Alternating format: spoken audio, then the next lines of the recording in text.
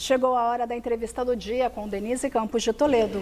E nós vamos falar agora dos desafios do ajuste fiscal. Eu estou com o Bruno Lavieri, que é economista-chefe da Foreign Intelligence.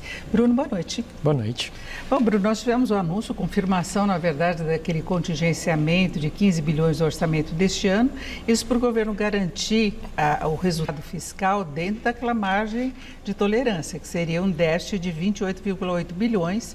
Só que tem cálculos aí pelo mercado que, na verdade, o corte teria de chegar a 60 bilhões se ele quisesse cumprir a meta de déficit zero, alguma coisa ao redor disso.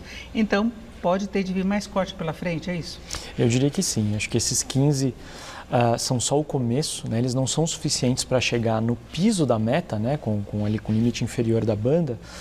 Então, o governo teria que cortar mais um pouco, né? Para chegar nessa meta. Mas, de qualquer forma, olhando pelo copo meio cheio, né, esse anúncio de contingenciamento já é um bom sinal em vista do que a gente teve nas semanas anteriores, né, de discursos ainda muito inflamados, pró-aumento de gasto, enfim, contra o contingenciamento, né, críticas ao Banco Central, tudo isso trouxe uma tensão muito grande ao mercado. Né?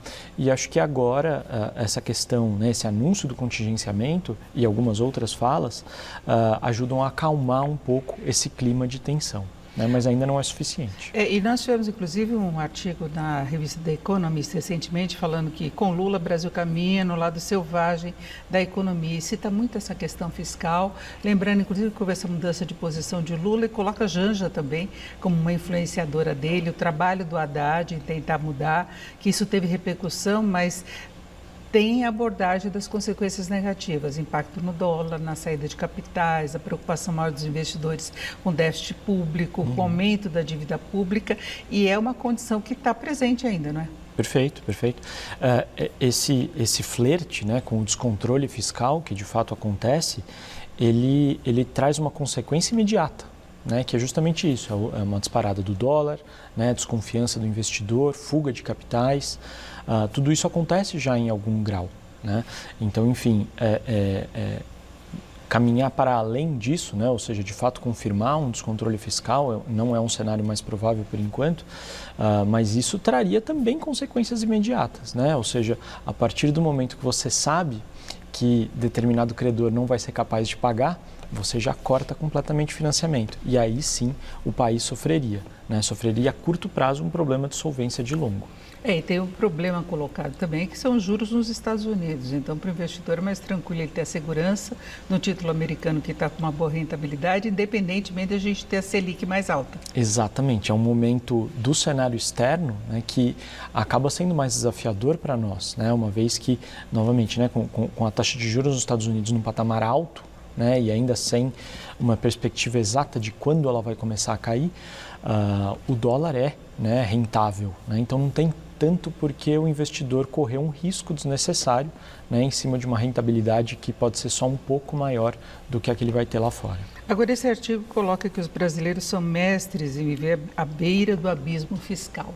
E já faz algum tempo que a gente anda falando muito disso, né? Inclusive, eles citam a herança que ficou do governo anterior, o caso dos precatórios, por exemplo, que o Brasil, desde aquela fase de responsabilidade fiscal mesmo, com a lei sendo respeitada, depois entrou novamente numa fase mais complicada do ponto de vista de contas públicas. Exato, né? Exato. Acho que de 2013, 14 para cá é que voltou, né, realmente ser um problema mais premente, a questão fiscal, a questão, enfim, da necessidade desse ajuste acontecer e de se desenhar, né, uma trajetória de reequilíbrio da dívida pública, porque a dívida pública não pode crescer indefinidamente, ela se torna impagável, né? Então, a partir do momento que ela fica estável, né, e o governo precisa sinalizar que vai chegar nesse momento de estabilidade antes que isso estoure, né?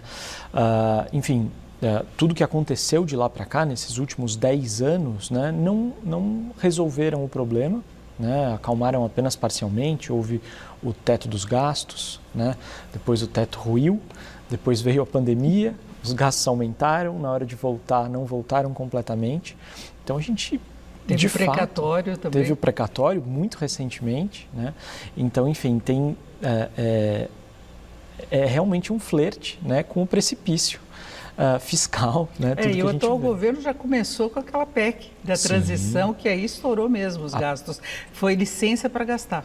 a PEC da transição foi uma licença alta para gastar, e o próprio arcabouço fiscal, né, ele tem um compromisso muito mais sério, aparentemente, com a despesa, com o aumento de despesa, do que com o equilíbrio das contas, né, do que com o superávit primário ou com a neutralidade, né, do resultado primário.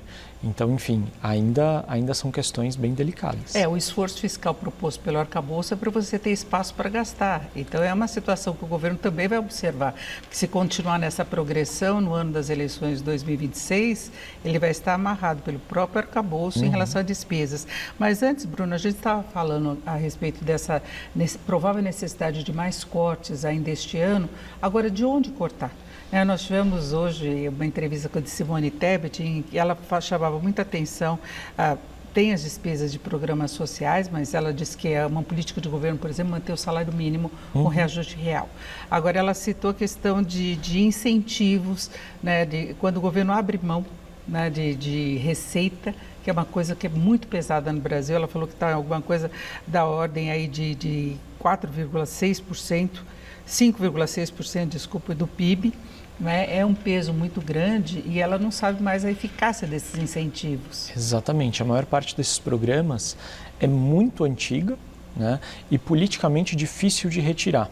Né? A desoneração é um desses bons exemplos. Né? Enfim, a questão é que, por mais que seja uma boa fonte, né, para esse corte, ele é politicamente difícil. Né? Vale lembrar que foi o próprio governo Dilma e Lula, né, anteriores, que começaram essa escalada de benefícios, enfim, do governo abrir mão de receita. Né? Há 10 anos atrás, esse percentual estava mais perto de 4%. A desoneração veio com a Dilma. Né? Exatamente, exatamente. E há 20 anos atrás, isso estava em menos de 2%.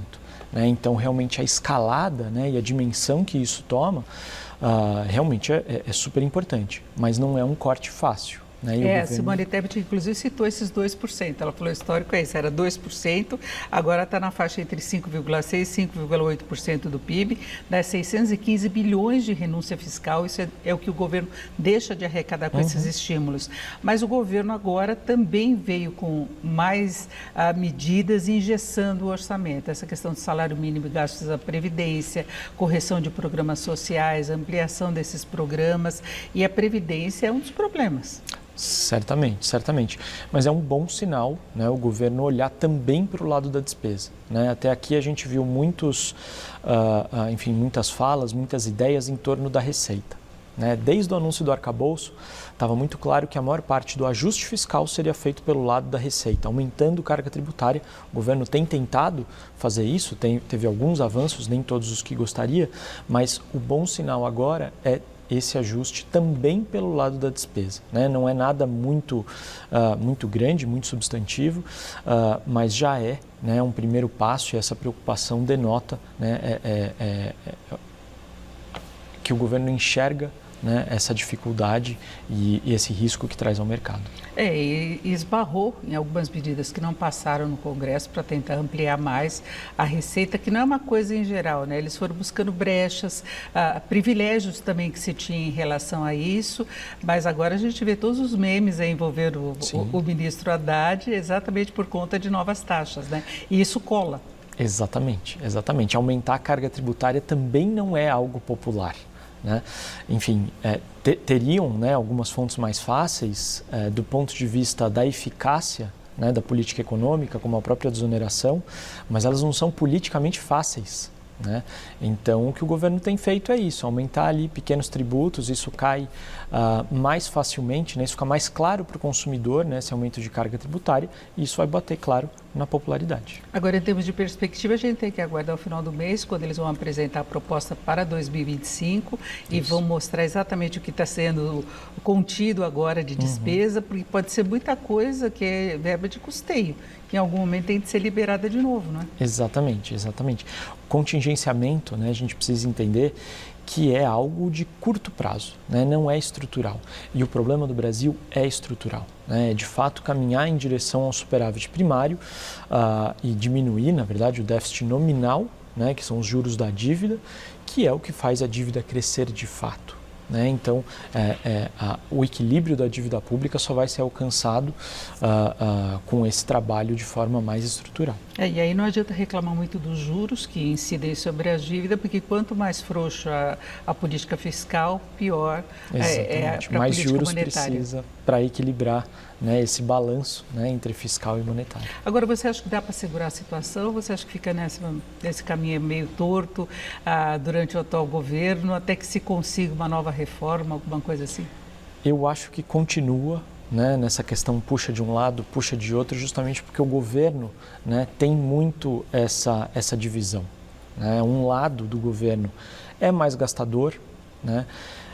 E do outro lado tem o Haddad, né, não sei se sozinho, tentando equilibrar um pouco esse discurso, né, tentando evitar justamente passar perto demais desse precipício, né? A gente não acredita que o país caia nesse precipício, ou que deva cair nos próximos anos, mas o quão mais eficaz o Haddad for, né, para trazer esse equilíbrio fiscal, melhor vai ser para o país até no curto prazo.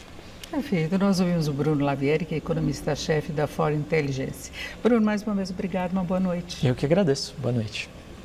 Com vocês.